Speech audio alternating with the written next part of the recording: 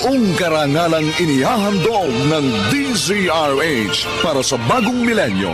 Ang isa pang magandang dula mula sa panulat at direksyon ni Salvador M. Royales.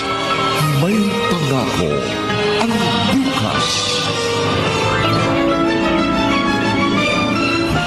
Hindi ako gagaya sa'yo na sasayangin ng sakripisyo ng mga magulang natin para lamang mapag-aral ako.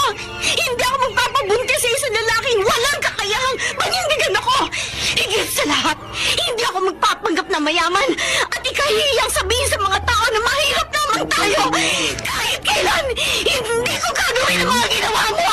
Hindi ko susundan ang mga yapak mo.